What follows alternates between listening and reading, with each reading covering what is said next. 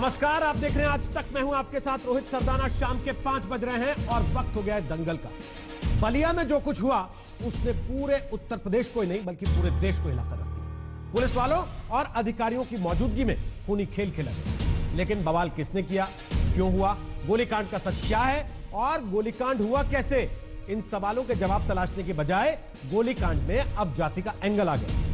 बलिया के बीजेपी विधायक ने खुलकर ऐलान कर दिया है कि आरोपी क्षत्रिय है, इसलिए वो क्षत्रिय का साथ देंगे। तो क्या यह समझा जाए कि अपराध में भी जाति का एंगल तलाशा जाएगा या फिर जाति देखकर तय किया जाएगा कि अपराधी का समर्थन करना है या फिर विरोध?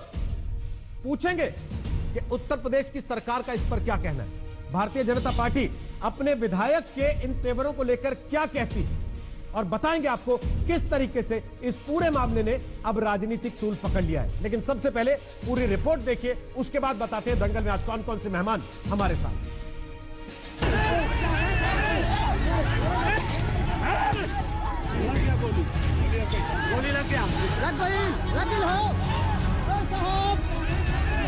दुर्जनपुर गांव में हुए जिस गुनाह ने पूरे बलिया को सन्न कर दिया, पूरे सूबे को सन्न कर दिया, उसी गुनाह पर जाति का वर्ग चढ़ाकर आरोपी की पर्देदारी करने वाला संवाद बोलते हुए नजर आए हैं माननीय।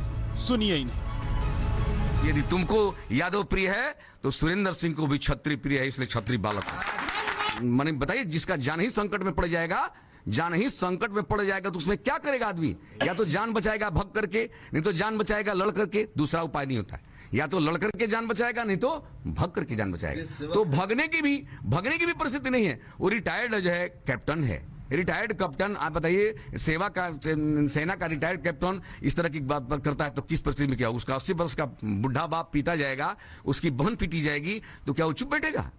तो अखिलेश, तुमको यादव प्रिय है तो हमको भी अपना प्रिय है, हम सबको प्रिय है। इसकी जरूरत होगा तो कुछ भी तिलांजलि दी जा सकती है। न पद का ख्याल, न कद का और न हद का। कहने के लिए सत्तासीन बीजेपी के विधायक हैं, लेकिन शब्दों की गरिमा और माननीय होने की मर्यादा दोनों से इतर जाति की डुगडुगी बजा रहे हैं सुरेंद्र सिंह।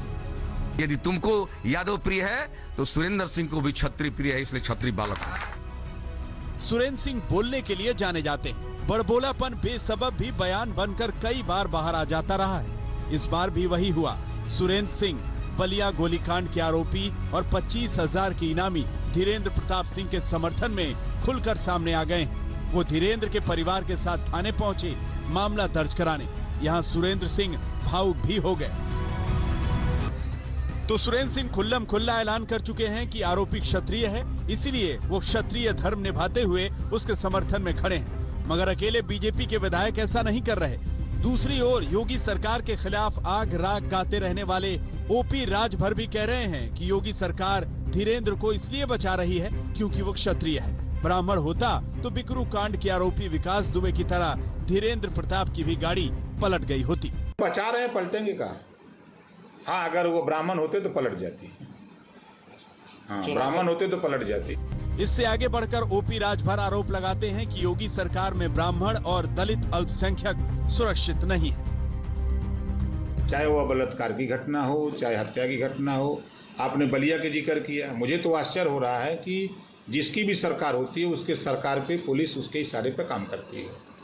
आज बलिया की घटना में साफ साफ जाहिर है कि अपराधी को संरक्षण देने का काम सरकार कर रही है। इधर हमारे सियासतदान राजनीति में उलझे हुए हैं, उधर आरोपी धीरेन्द्र का एक ऑडियो सामने आ गया। धीरेन्द्र इसमें बलिया के सप्लाई इंस्पेक्टर दुर्गा यादव को धमका रहा है।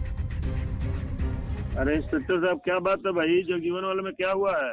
एसडीएम साहब से बात करिए, हमको नहीं कुछ करना। जाके एसडीएम साहब प्रसाद वाला जाके देखिए, एसडीएम साहब से पूछिए। ए यादव जी सुनिए, जिस दिन मिल जाएंगे उसी दिन पूछ लेंगे हम। आप जानते नहीं हमको, ठीक है ना? 4 बार विधायक जी के फोन करने के बाद भी आप मत और गश्त कर रहे हैं। हाँ, सारा नखड़ा झड़ जाएगा आपका। आप जानते नहीं अभी। धीरेन्द्र को फरार हुए 48 घंटे से ज्यादा का वक्त हो चुका है। अब तक पुलिस उसे तलाश पाने में असफल है, मगर धीरेन्द्र पर जाति की सियासत भयानक तरीके से शुरू हो गई। बलिया से अनिल और अभिषेक मिश्रा के साथ आज तक ब्यूरो।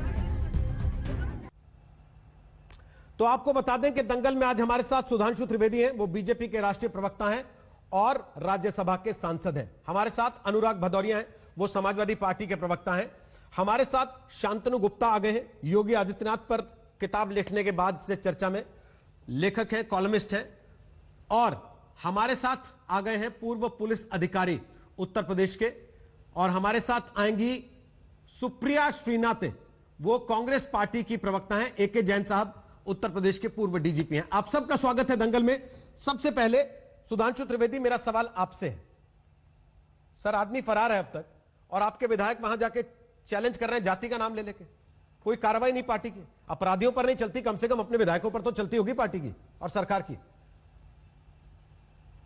देखिए रोहित जी, कोई भी घटना होना एक चीज है, और घटना पर सरकार की प्रतिक्रिया वह यह दर्शाती है कि सरकार ने किस प्रकार से घटना को लिया। आपने देखा कि आरोपियों में गिरफ्तार हुए हैं, जो फरार हैं उन पे 25,000 से लेकर 75,000 तक का इनाम है।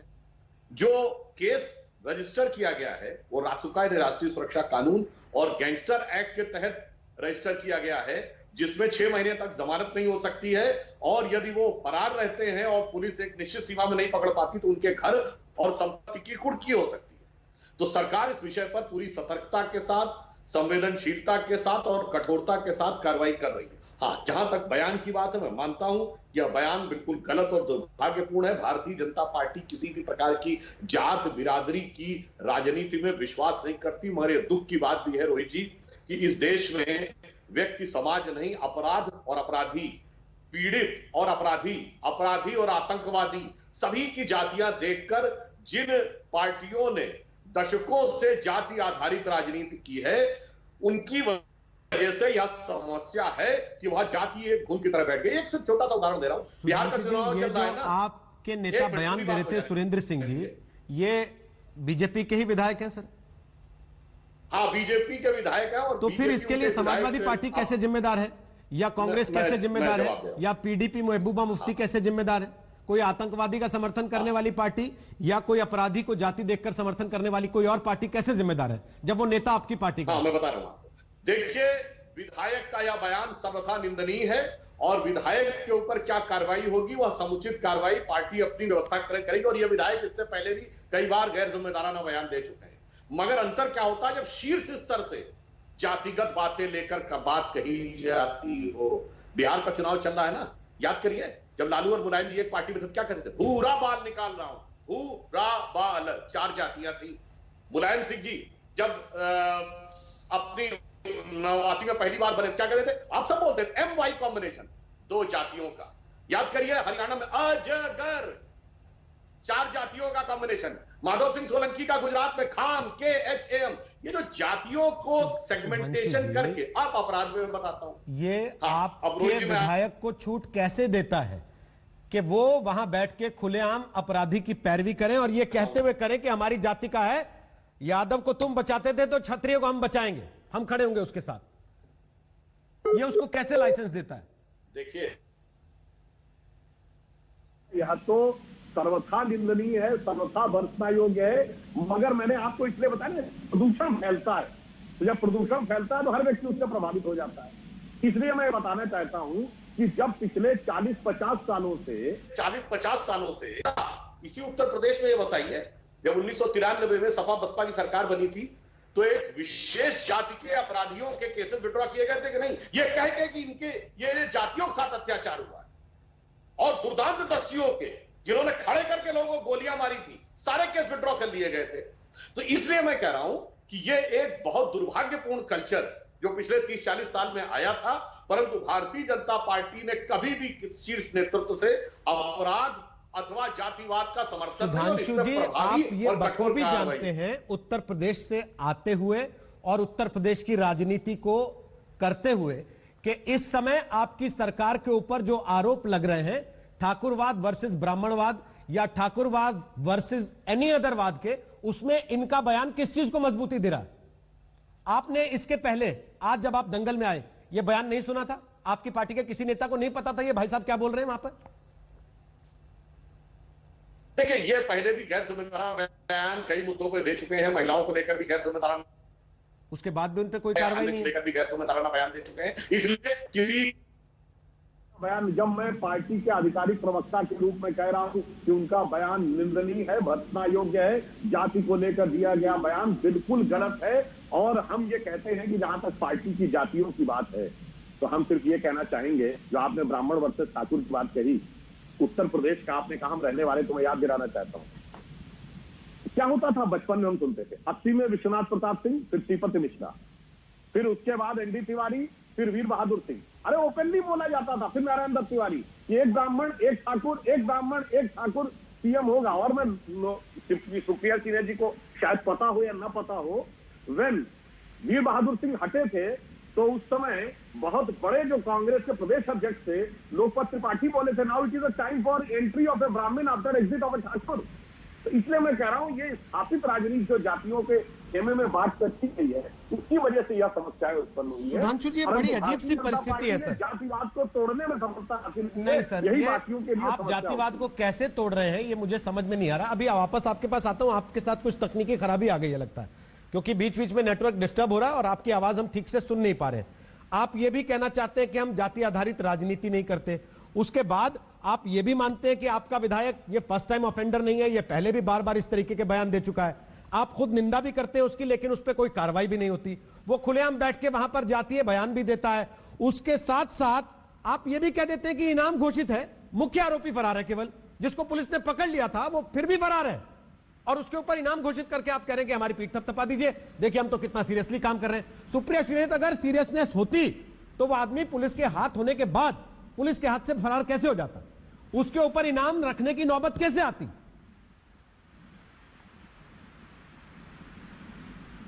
भाई ये तो सिर्फ उत्तर प्रदेश में ही हो सकता है। और सुधांशु त्रिवेदी जी, आप ये जो पेट्रनाइजिंग एटीट्यूड बोलते हैं ना कि दूसरे को पता है कि नहीं पता है, मेरा भी जन्म और पालन और भरण पोषण सब उत्तर प्रदेश में ही हुआ है और मैंने भी राजनीति को बड़े करीब से उत्तर प्रदेश में देखा। तो मुझे बार बार ये ना आप बोला करिए हर शो पे कि मुझे पता है कि नहीं पता है, मुझे भी पता है। अब मैं आपको बताती हूँ उत्तर प्रदेश की असलियत।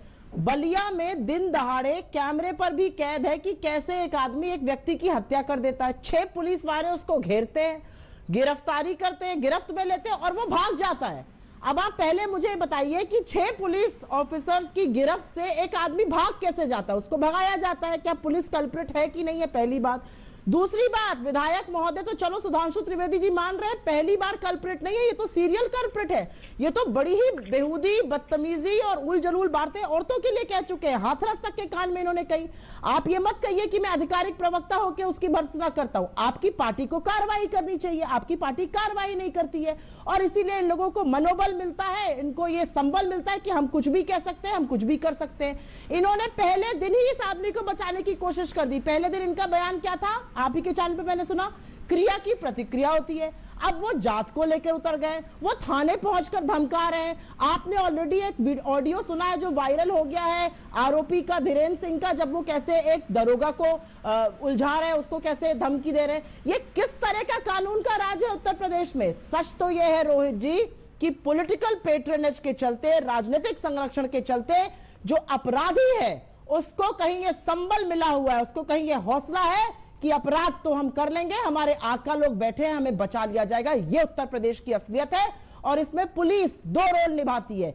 या तो पूरी तरह से निरंकुश है जो हमने देखा हाथरस में हुआ और बाराबंकी में हुआ, या पुलिस मूक दर्शक बन जाती है, राजनीतिक संरक्षण देने लगती है, उनके साथ निभाने लगती है, जैसा कि हमने यहां पर बलिया में देखा। तो 2 ही रोल निभा रही है पुलिस, लेकिन पुलिस की और प्रशासन की जिम्मेदारी सरकार की है। वो क्या कर रही है बताएंगे? 2 चीजें सुधांशु जी, एक ये सुरेंद्र सिंह जिनका जिक्र हो रहा है वो कह रहे हैं मैं सड़क पे उतरूंगा जरूरत पड़ेगी तो, और आप अभी तक निंदा ही कर रहे हैं उनकी। पहली बात, वो पार्टी के अनुशासन में है या नहीं, और अगर है पार्टी और सरकार के अनुशासन में तो सरकार और पार्टी उन पर क्या कार्रवाई कर रही है इसका जवाब चाहिए। दूसरी बात, कल आपके सहयोगी उत्तर प्रदेश की कैबिनेट के मंत्री सिद्धार्थनाथ सिंह यहां बैठे थे, उन्होंने इशारों में कह दिया कि ये पुलिस वाले जो भर्ती हुए हैं ये तो पिछली सरकारों में भर्ती हुए हैं। तो क्या मैं ये मान लूं कि यूपी की पुलिस भी यूपी की सरकार के कहने से बाहर है? पुलिस वाले अपनी मर्जी से पकड़ते और छोड़ देते हैं, अपनी मर्जी से उठाते और आग लगा देते हैं आधी रात में शवों को। देखिए, मैं ये कहता हूं आज हमारी सरकार है तो जिम्मेदारी हमारी, कोई किसी भी सरकार के समय में हुआ हो, परंतु यह भी यथार्थ है कि पुलिस भर्ती घोटाला हाईकोर्ट के द्वारा उसकी जांच हुई थी। तो यह भी एक यथार्थ है कि पुलिस भर्ती में किस ढंग के घोटाले पिछली सरकारों के समय में, विशेषकर माननीय भदौरिया जी की सरकारों के समय में हुए हैं, वो एक अलग विषय। परंतु हम उस कारण से बचाव लेना नहीं चाहते। और अभी सुप्रिया जी ने एक बात कही कि अपराधियों को संरक्षण देकर स्थापित किया जाता है। आपको पता है सुप्रिया जी कि इस देश के इतिहास में पहली बार किसी अपराधी को संरक्षण देकर कब राजनीति में स्थापित किया गया?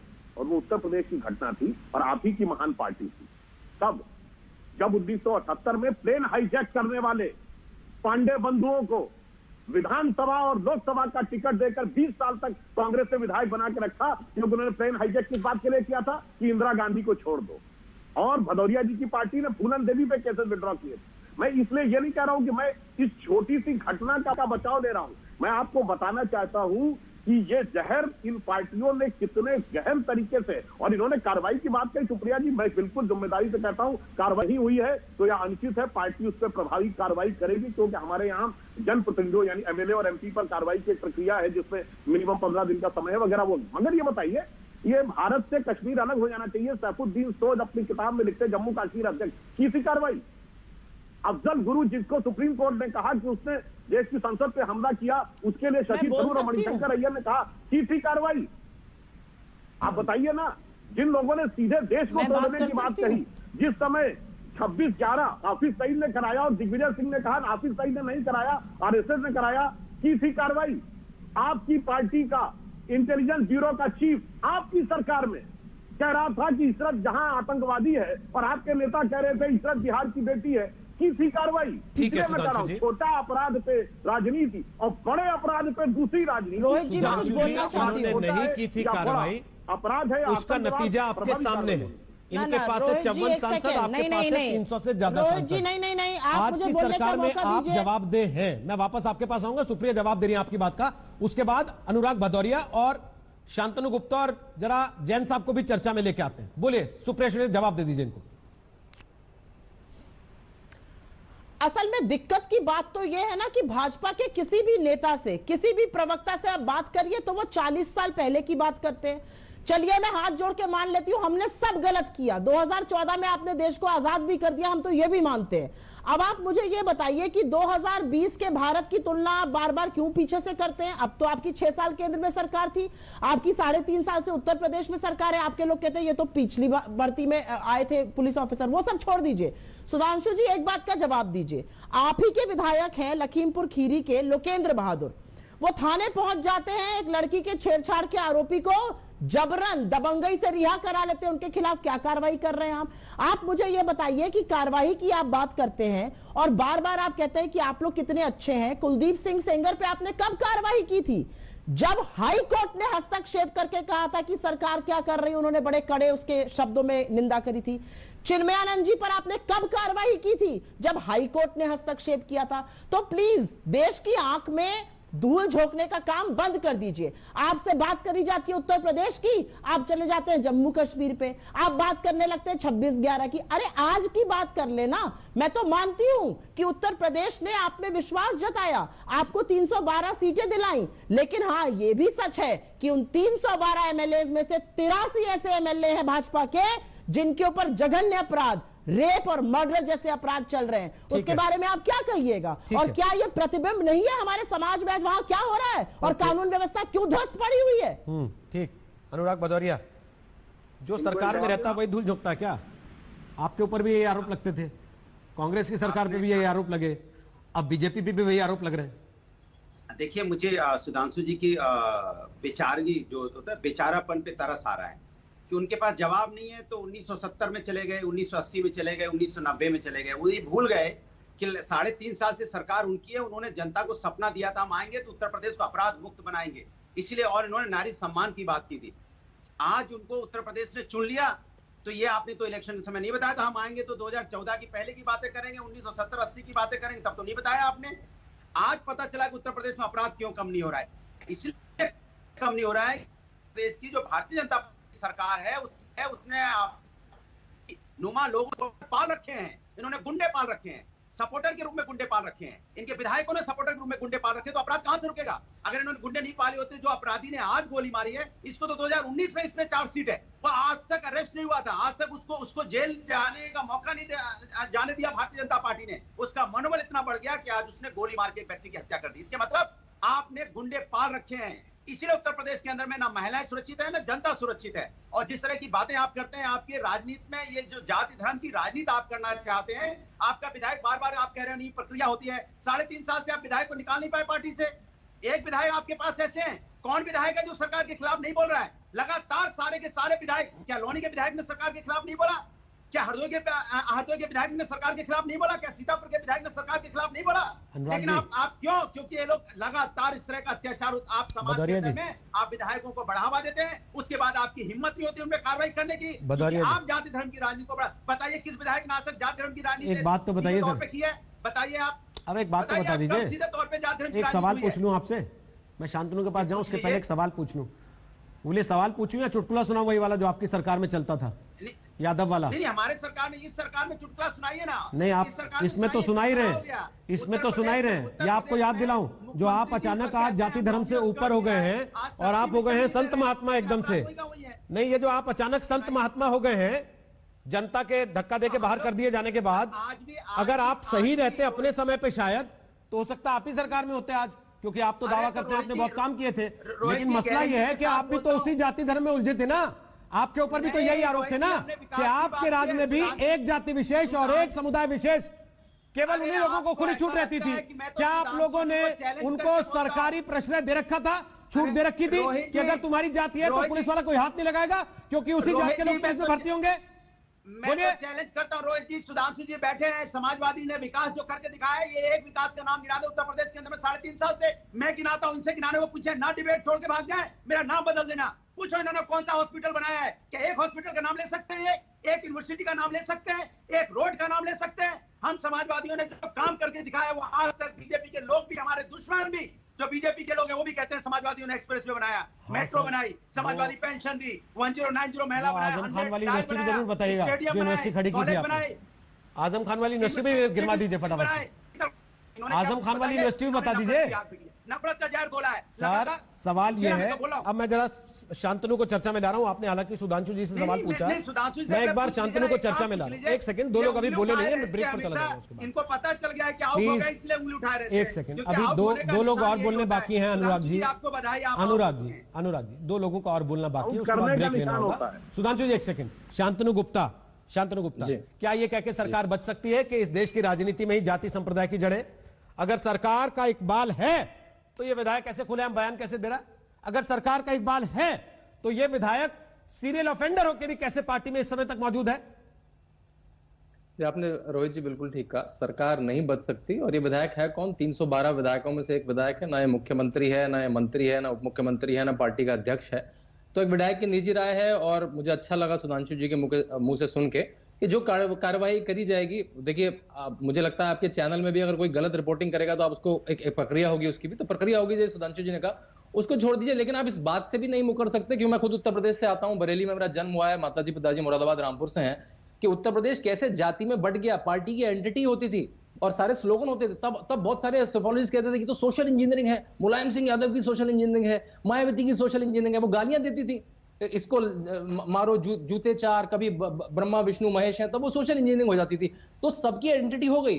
पुलिस वालों ने, अधिकारियों ने, आईएएस ऑफिसर ने, सबने एंटिटी बना ली कि मुझे किस सरकार के साथ रहना है। अब 3.5 साल में वो सारे स्ट्रक्चर टूट रहे हैं। वो स्ट्रक्चर ऐसे नहीं टूट जाएंगे, पुलिस सुनेगी अपनी, लेकिन जहां उसको मौका मिलेगा वो अपनी जाति के, अपनी बिरादरी के, अपने धर्म के लोगों की सराहना करेगी, उनकी मदद करेगी। देखिए, जब एनकाउंटर पुलिस पर उत्तर प्रदेश की, आपके हिसाब से मैं मान लूं कि पुलिस ने जाति की वजह से छोड़ दिया उस आदमी को जो पकड़ा गया था? देखिए, मैं एक बड़ी कमेंटरी कर रहा हूं, उसको आप ऐसे कर देंगे तो नहीं, मैं बड़ी बात कह रहा हूं, मैं उसी से सवाल पूछ रहा हूं। शांतनु जी, लेखक व्यक्ति, मैंने कहीं आउट ऑफ सिलेबस कोई बात नहीं कही है। कमेंटरी कर रहा हूं कि उत्तर प्रदेश में कैसे समीकरणें बनी हुई हैं, उसको ढीला करने में, उसको सुचारू करने में समय लगेगा। आप एक बिल्कुल लचर उत्तर प्रदेश इनहेरिट किया था 2017 में योगी जी ने। आज जाके वो ऐसा है कि 5 लाख करोड़ की इन्वेस्टमेंट आ रही है, क्योंकि इंडस्ट्री को पता है यहाँ मेरा पैसा सुरक्षित है, यहाँ मेरा एम्प्लॉय सुरक्षित है। कागज में, फाइलों में कहाँ, जरा बता देना मुझे। 2 लाख करोड़ की उसमें भूमि पूजन भी हो गया सर। आप लोग तो उत्तर प्रदेश के हैं, इतनी तो कहाँ होगी भूमि पूजन? कहाँ, घर में हो गई क्या? घर में कर ली क्या आपने? आइए नोएडा में आइए, मैं दिल्ली में रहता हूँ, नोएडा में नाम बताइए ना। अरे मैं आपको लेके चलूंगा। जगह का नाम बताइए, कहाँ भूमि पूजन हुई है? जरा बता दीजिए कहाँ फैक्ट्री लग गई, तो दीवारें कहाँ आइए, खड़ी तो हो गई? मैं आपको दस्तावेज अरे भेज दूंगा, कहाँ मोबाइल आया है? नंबर दीजिए, ऐसे फर्जी आपको डॉक्यूमेंट दस्तावेज लफेबाजी, भेज दूंगा। खाली आपके लफेबाजी यहाँ तो मैं करता है RTI डालता था, अब ये मैं तो बीजेपी की कम से कम 100 से ज्यादा RTI डाली, आपके तो RTI का जवाब नहीं अनुराग आता। जी, अनुराग जी, लगातार नहीं ना, अनुराग जी लगातार नहीं, प्लीज नहीं, मैं तो बोल याद लेने दिला रहा था दीजिए। कि प्रोडक्शन अनुराग जी शुरू हो प्लीज बोल लेने दीजिए ना उनको, प्लीज बोल लेने दीजिए उनको एक बार, बोले शांति। आखिरी कमेंट और करूंगा। 2017 में जब एनकाउंटर शुरू हुए तो उन्होंने कहा ये तो मुस्लिम विरोधी पार्टी है, केवल मुस्लिमों के एनकाउंटर है। जब एनकाउंटर के लोगों की नाम की लिस्ट आई तो उन्होंने कहा नहीं, ये तो ऊंची जाति का सपोर्ट कर रहे हैं, नीची जाति का नहीं कर रहे हैं। विकास दुबे मरा तो कहा ये ब्राह्मण के विरोधी हैं। सेंगर को पकड़ा गया तो कह रहे हमने तो सीबीआई तो मोदी की है, ये तो कभी नहीं पकड़ेगी, फिर सेंगर भी जेल चला गया। देखिए आप क्या करते हैं, हर मुद्दे में एक नई जात ले आते हैं, कॉम्बिनेशन देखते हैं यहाँ सूट हो रहा है तो बोलना शुरू कर देते हैं। ऐसा नहीं है, ऐसा नहीं है। अगर आप पहले उनका डीएम सारे ठाकुर भर दिए हैं। अच्छा एक बात बताइए, जो नरेंद्र सिंह और देवेंद्र सिंह भाई हैं धीरेन्द्र सिंह के, क्या वो ठाकुर नहीं है? उनको क्यों धर लिया फिर पुलिस ने? तो ये कमेंट्री करना छोड़ दीजिए। आप लोगों का दिमाग वायर्ड है कि मैं सोच ही नहीं सकता उसके बियॉन्ड। मुझे यादव, ठाकुर, पाल इसके बियॉन्ड दिखता ही नहीं है। ठीक है, इस व्यवस्था को छोड़िए। अब एक नए तरह का देश है। सर इस समय तो लेकिन बीजेपी के विधायक ने दिखाया, जिसको आपने कह दिया 312 में से एक है, इसके बारे में क्यों पूछ रहे हो? बाकियों के बारे में क्यों नहीं पूछते हो? मैं जरा जैन साहब से कमेंट ले लूं फटाफट, फिर ब्रेक पर जाना है। जैन साहब, क्या ये कह के सरकार अपनी जिम्मेदारी से बच सकती है कि कुछ पुलिस वाले अपनी जाति के लोगों को संरक्षण दे देते हैं? क्या सरकार ये कह के बच सकती है कि साहब पुलिस में तो बहुत सारे ऐसे लोग हैं जो हमने भर्ती नहीं किए, तो पिछली सरकारों ने भर्ती कर रखे? देखिए, जो बलिया की घटना हुई है, एज एक्स डीजीपी यूपी में इतना कह सकता हूं कि शर्मनाक घटना है कि पुलिस की मौजूदगी में, एसडीएम सीओ की मौजूदगी में, एसएचओ की मौजूदगी में घटना हुई। नंबर एक, पहले से इस बात का संज्ञान था कि वहां पर दो पक्षों में तनाव हो रहा है कोटे की दुकान को लेकर। प्रभावी निरोधात्मक कार्रवाई की जानी चाहिए थी, जो कि उन्होंने नहीं की। नंबर दो, उनकी मौजूदगी में आपस में मारपीट हुई, जिसमें धीरेन्द्र प्रताप सिंह के परिवार के लोग भी इंजर्ड हुए और उसने जो है फायरिंग की, जिसमें एक व्यक्ति की हत्या हो गई। चलिए हत्या हो गई, वहां पर जब पुलिस वालों ने उसे पकड़ लिया था तो ये टोटली नॉन प्रोफेशनल अप्रोच है कि आपने उसको, आपके हाथ से वो हाथ छुड़ाकर भाग गया। कैसे हाथ छुड़ाकर भाग गया भाई? आपने क्यों नहीं बल प्रयोग करके उसको पकड़ा? कोई भी स्टेट गवर्नमेंट इस बात के लिए पुलिस को नहीं कहेगी मौके पे कि आप अपराधी को भाग जाने दीजिए।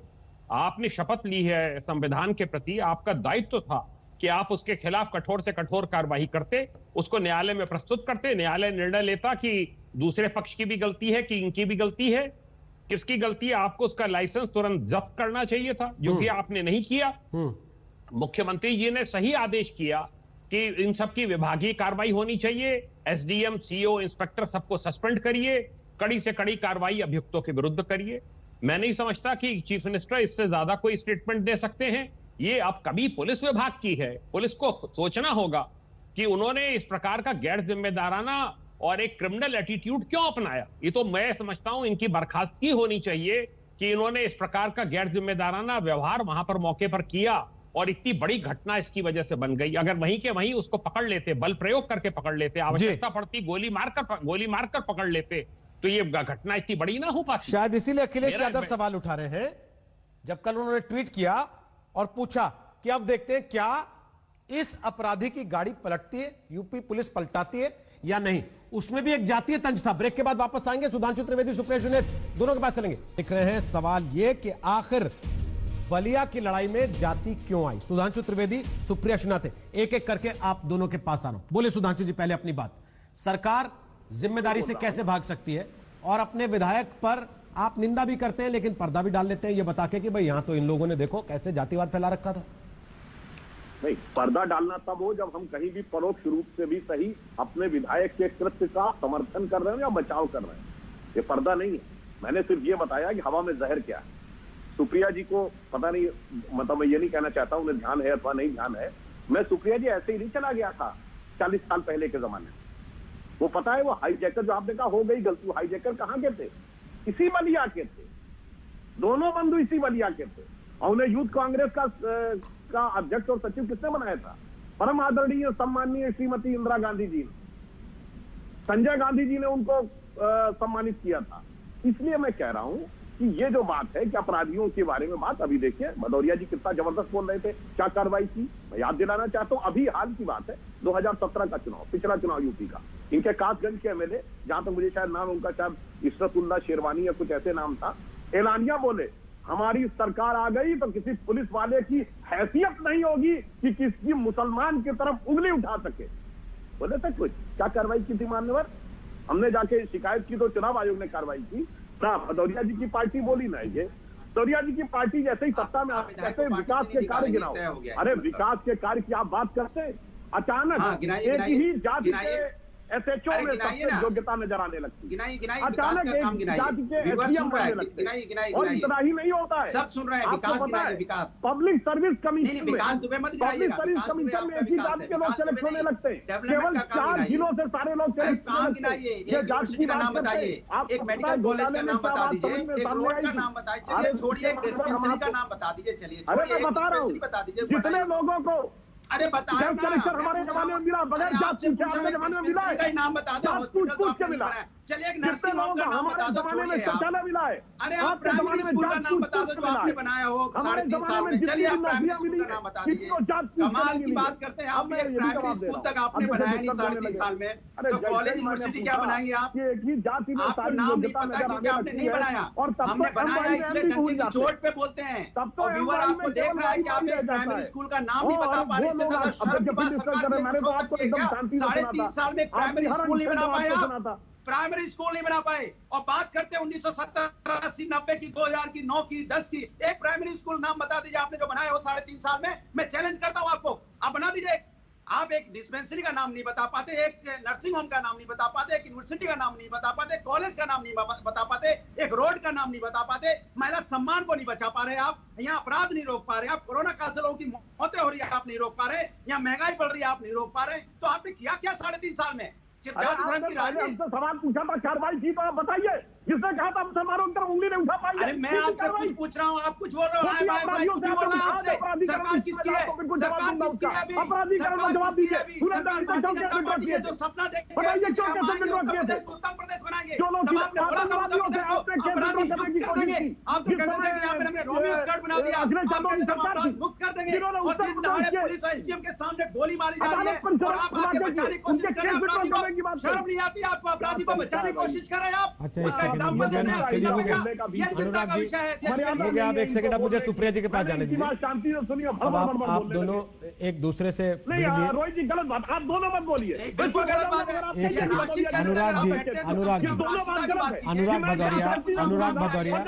अनुराग भदौरिया आपने इनसे कहा, अनुराग भदौरिया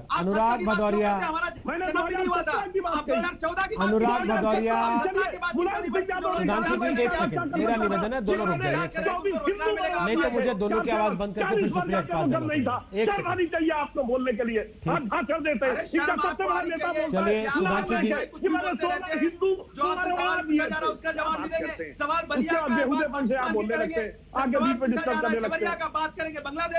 सुधांशु जी और अनुराग भदौरिया एक सेकंड। अनुराग भदौरिया, एक तो आप बीच में कूद पड़े, दूसरे को आप गुंडा कहते हैं, गुंडागर्दी आप खुद करते हैं डिबेट में।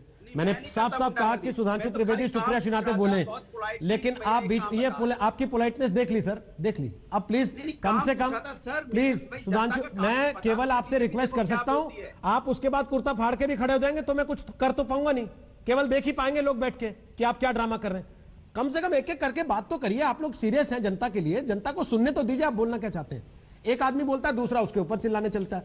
अगर यही साबित करना है कि देखो कौन ऊंचा चिल्लाता है, तो मैं सबको 30-30 सेकंड दे देता हूं, केवल चिल्लाइए, जोर जोर से चिल्लाइए, पता लग जाएगा किसकी आवाज कहां तक जाती है। सर एक दूसरे का सम्मान नहीं कर सकते, मत कीजिए, लेकिन कम से कम जनता के सामने इतना तो रख लीजिए कि हां हम दिखावा करते हैं सम्मान करने का, प्लीज। सुधांशु जी आपकी बात खत्म हो गई, मैं सुप्रिया से कमेंट ले सकता हूं? हाँ जी, मैं सिर्फ एक बात और बोल दूं, उसके बाद कोई बात नहीं। देखिए मैं कहना चाहता हूं, जब अपराध के लिए दुर्दांत नियम बनाए जाते हैं ना, टाडा और पोटा, ये 2 आतंकवादी कानून क्यों हटाए गए? नाम लेके हटाए गए थे ना, ये समुदाय के खिलाफ। माफी पोटा तो लगाया हमने, तो हटाया कांग्रेस, आप इन सब पे वोट पा चुके, तो उसके बाद आप सरकार में आ चुके, जाति और समुदाय से अब सरकार में बैठ के भी अगर आप यही हवाले देंगे कि इंदिरा गांधी ने ऐसा कर दिया था इसलिए आज ऐसा हो रहा है, जवाहरलाल नेहरू ने ऐसा कर दिया था इसलिए आज ऐसा हो रहा है, राजीव गांधी ऐसा कर गए थे इसलिए आज ऐसा हो रहा है, और नरसिंह राव ने ऐसा कर दिया था इसलिए आज ऐसा हो रहा है, तो सर जनता उसको कितना स्वीकार करेगी? मुझे नहीं पता सर, मैं सुप्रिया जी से कमेंट लेना चाहता हूँ। एक वाक्य रोहित जी, सुधांशु रोहित जी, प्लीज। अगर आप ये कहेंगे कि हमारे एक विधायक के गैर जिम्मेदाराना भर्सना योग सर, आप जिस दिन उस पे कार्रवाई करेंगे मैं आपके लिए ताली बजाऊंगा यहीं बैठ के, नाम पे प्रेम मेरा वादा रहा आपसे, लेकिन आप कार्रवाई कीजिए पहले उस पे। आप खुद कह चुके कि वो सीरियल ऑफेंडर है। सुप्रिया जी कहते हैं कि हमारे विधायक इंदिरा गांधी जी के समकक्ष है, मैं चुप हो जाऊंगा। सर मैं केवल ये कह रहा हूं कि आप उस पे जिस दिन कार्रवाई करेंगे मैं आपकी तारीफ कर दूंगा यहां बैठ के, लेकिन आप कम से कम कार्रवाई करके दिखाइए तो सही।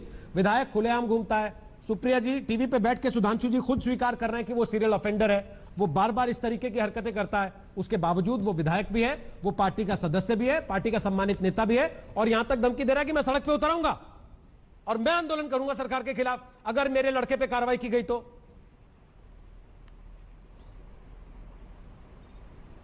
बिल्कुल, और मैं चीखा चिल्ली में नहीं पढ़ना चाहती हूँ, एक हत्या हुई है वहां पर और जरूरी है कि हम इसको संजीदगी से बात करें। मैं वापस ये मुद्दा बलिया ले जाना चाहती हूँ, क्यों हम इधर उधर की बातें करें, बलिया की बात करते हैं। मारपीट हुई, वहां पर पुलिस मौजूद थी, वहां पर एक आदमी हथियार लेके आया था, ये बाद में पता चला। वहां पर रिपोर्ट्स आ रही है कि 10 से 25 राउंड तक गोलियां चली, और उसके बाद कहा गया, ये विधायक महाशय ने कहा कि उन्होंने तो सेल्फ डिफेंस में चलाई थी। जहां पर 12 पुलिसकर्मी मौजूद हैं, वहां पर कौन सा सेल्फ डिफेंस गोली चला के किया जा रहा था, जरा मुझे कोई ये समझाइए कौन सी कानून व्यवस्था है। दूसरा, जो भागे हुए हैं धीरेन्द्र सिंह, वो सैनिक प्रकोष्ठ के अध्यक्ष हैं, वो कोई ऐसे वैसे छोटे मोटे नेता नहीं है वहां के। और ये कह देना कि भाई वो 312 विधायकों में से एक है, ये बात गले के नीचे इसलिए नहीं उतरती है क्योंकि जो सार्वजनिक जीवन में वो निर्वाचित सदस्य है। हम सबसे आशा करी जाती है कि हम जो सार्वजनिक जीवन में हम एक एग्जाम्पल सेट करें, ये एग्जाम्पल सेट कर रहे हैं कि पहले क्रिया की प्रतिक्रिया, फिर की भाई सेल्फ डिफेंस, अब जात धर्म पे उतर आए हैं। और दूसरा, मुझे एक बात ये कहनी है कि कैलाश विजयवर्गीय तो भाजपा के ही राष्ट्रीय उपाध्यक्ष हैं, उन्होंने हंसते फिरते अभी क्या एक हफ्ते भर पहले बात कही थी, अरे योगी जी का तो वो प्रदेश है जहां पर गाड़ियां पलट जाती हैं। अब कानून को अपने हाथ में ले लेना और पुलिस की निरंकुशता को मजाक बनाकर भाजपा के नेता बोल रहे हैं, तो कार्रवाई की बात मत करी जाए। और मैं देखूंगी विधायक के खिलाफ क्या कार्रवाई होगी। मैं तो पूछती हूँ, रंजीत श्रीवास्तव तो विधायक नहीं है, बाराबंकी के, उन्होंने क्या कहा, जिन लड़कियों का रेप और हत्या होती है वो गन्ने के खेत में ही क्यों पाई जाती है, उनको तत्काल निष्कासित क्यों नहीं किया पार्टी ने? इस बात का जवाब तो आज सुधांशु त्रिवेदी जी को देना ही पड़ेगा। और एक छोटी सी बात कह के मैं अपनी बात खत्म करूंगी कि हम छोटे छोटे कनिष्ठ पुलिस को, एक मिनट, कनिष्ठ पुलिस कर्मियों की बात करते हैं, उनके खिलाफ एक्शन हो गया, भाई बड़े लोग क्यों बाहर है इससे? एडीजी लॉ एंड ऑर्डर को लॉ ही नहीं पता उत्तर प्रदेश में, वो एडीजी लॉ एंड ऑर्डर क्यों बने हुए हैं? ये तो इलाहाबाद हाईकोर्ट कह रहा है, हम तो नहीं कह रहे हैं। तो उत्तर प्रदेश में कानून व्यवस्था परे रखकर सरकार चलाई जा रही है, ये बात तो सर्वसम्मति से अब विधायक सुरेंद्र सिंह ये कह रहे हैं कि सेल्फ डिफेंस में गोली चलाई शांतनु गुप्ता, धीरेन्द्र सिंह वीडियो जारी करता और कहता कि मैंने तो गोली चलाई नहीं। ये एक तो दोनों का आपस में ही कंफ्यूजन कि भाई कहना क्या है पब्लिक डोमेन में जाके। कुल मिला के क्या ये रणनीति है कि कंफ्यूजन पैदा कर दो और उस कंफ्यूजन में से फिर आरोपी को निकाल ले जाओ किसी तरीके से? नहीं, मेरे ख्याल से ऐसा कुछ भी नहीं है। मैंने दोनों बातें जो आपके सामने रखी है तथ्य शांतनु जी, मैंने कोई अपनी तरफ से तो बना के नहीं कहा। बिल्कुल, आपने अपनी तरफ से नहीं कहा। वो बाहर वो धीरेन्द्र सिंह भाग रहा है, अपने डिफेंस में एक वीडियो जारी कर रहा है, लेकिन आप देखिए प्रशासन का इस पे फर्क पड़ रहा है क्या? क्या टीमें रोक दी गई? क्या उसके भाई को कल नहीं गिरफ्तार किया गया? क्या उसके दो भाई और 4 साथी जो और क्षत्रिय समाज के हैं, क्षत्रिय समाज का अकेला उनको नहीं गिरफ्तार कर लिया गया क्या? तो इसलिए मतलब जहां तक हमें डिबेट में फिट बैठता है हम उसको बोल देंगे और कल वो गिरफ्तार हो गया तो हम सब भूल जाएंगे। ऐसे देखिए ये run and hit and run वाली पत्रकारिता मुझे लगता है आप पे शोभा नहीं देती। तो और कोई भी भाजपा के किसी भी एक व्यक्ति ने या तो विधायक का समर्थन कराओ, विधायक खुद कह रहा है कि मैं धरने में बैठ जाऊंगा। क्यों धरने में बैठना पड़ रहा है? मतलब सरकार और प्रशासन उसकी बात नहीं सुन रहा है। ये वो समय नहीं है जब गायत्री प्रजापति को सुप्रीम कोर्ट को कहना पड़ता था कि अरेस्ट करें। मैं आमतौर पे निजी उत्तर प्रदेश में क्राइम पहले भी सिर्फ इतना कह रहा हूं, मैं हिट एंड रन की पत्रकारिता नहीं करता हूं, तब तक लगातार हिट करता रहूंगा जब तक आप रन करते रहेंगे, इस विधायक को बचाते रहेंगे। कार्रवाई कर दीजिएगा, उस दिन हिट करना बंद कर दूंगा, ये मेरा वादा रहा आपसे। AK जैन साहब, लास्ट कमेंट ले रहा हूं आपसे, पुलिस जिम्मेदार है या सरकार मौजूदा हालात के लिए? किसको जिम्मेदार मानेंगे? बिल्कुल पुलिस को जिम्मेदार मानता हूं। पुलिस ने शपथ ली है संविधान के प्रति, पुलिस ने शपथ नहीं ली है किसी राजनीतिक पार्टी के प्रति। किसने रोका था इनको मौके पर अभियुक्त को गिरफ्तार करने से? किसने रोका था इनको कि उसके शस्त्र को कब्जे में ना लिया जाए? किसने रोका था इनको रेवती थाने की पुलिस को कि वहां पर निरोधात्मक कार्रवाई ना करें और उनकी मौजूदगी में दंगे फसाद हो रहे हैं? ये नॉन प्रोफेशनल एटीट्यूड है पुलिस का जो इसके लिए जिम्मेदार है, और इससे उत्तर प्रदेश की सरकार को पूरे एडमिनिस्ट्रेशन को शर्मिंदगी उठानी पड़ती है। और मैं ये मांग करता हूं कि ऐसे ऐसे पुलिस कर्मचारियों को जो अगर किसी राजनीतिक प्रभाव में है भी, तो ये उनको विभाग में रहने का कोई हक नहीं है। अगर ये एक अपराधी को नहीं पकड़ सकते जो कि गोली मार रहा है और वहां पर उसकी मौत हो जा रही है, वहां गोलियां चल रही हैं, आवाज सब सुन रहे हैं, आपने भी सुनी, मैंने भी सुनी, और वो कहते हैं कि वो छुड़ा के ले गई भीड़। छुड़ा के अगर भीड़ ले गई थी तो इनको एक और जवाब दीजिए मुकदमा सुधांशु जी, कायम कराना आखिरी चाहिए कमेंट, था। बस 30 सेकंड, आखिरी कमेंट। साफ साफ कह दिया उन्होंने कि ये पुलिस की जिम्मेदारी थी और पुलिस ने नहीं किया, और उसकी वजह से बिल्कुल सरकार पुलिस के की इकबाल पर जिम्मेदारी सवाल थी। उठते हैं। हाँ रोहित जी, बिल्कुल पुलिस की जिम्मेदारी थी, इसीलिए 11 पुलिस प्रदेश सरकार को रिपोर्ट करती है ना। मैं बोल सकता हूं, देखिए पुलिस की जिम्मेदारी थी, बिल्कुल 11 पुलिस कर्मियों को इसीलिए निलंबित किया है। मगर बहस का मुद्दा कई बार विपक्षी कैसे बदल देते रोहित जी। चंद महीने पहले की तो बात है, जो सुप्रिया जी ने कहा बड़े लोग, तो इनकी बड़ी नेता प्रियंका जी कहां जाती थी, अपराध के आरोपियों घर पे इनकाउंटर हो रहा है, पुलिस मार रही है, तब उनके जाके आंसू भाव। आज कह रहे हैं कि पुलिस सख्ती नहीं कर रही, तो समझ में नहीं आता भाई। एक बार पुलिस अपराधियों को मार दे तो वहां जाके सुधांशु जी कुछ सोच समझ के बोला करिए, जिम्मेदार व्यक्ति हैं आप, दोनों में से सब राज्यसभा में मिल गई है आपको, थोड़ा सोच समझ के बोला करिए। क्या चलिए, समय समाप्त हो गया, माफी चाहते हुए कोशिश रहती है कि सबके कमेंट्स पूरे लिए जाएं, लेकिन अब समय इजाजत दे नहीं रहा, और समय इस बात की भी इजाजत नहीं दे रहा कि अपराधी इस तरीके से खुले घूमते रहे, अपराधी इस तरीके से पुलिस को लगातार चैलेंज करते रहे, और सरकार हर बार यह कह के बचती रहे कि पुलिस का फेलियर था, क्योंकि सरकार की ही जिम्मेदारी है कि पुलिस भी सही तरीके से अपना काम करे। एक छोटा सा ब्रेक ले, दंगल आखिरी पड़ाव पर होगा, आप देख रहे हैं आज। नमस्कार, मैं हूं अंजना ओम कश्यप। हमें उम्मीद है ये वीडियो आपको पसंद आया होगा। लेटेस्ट खबरों के लिए यूं ही देखते रहिए आज तक, और इस वीडियो के पसंद आने पर लाइक, शेयर एंड सब्सक्राइब करना ना भूलें।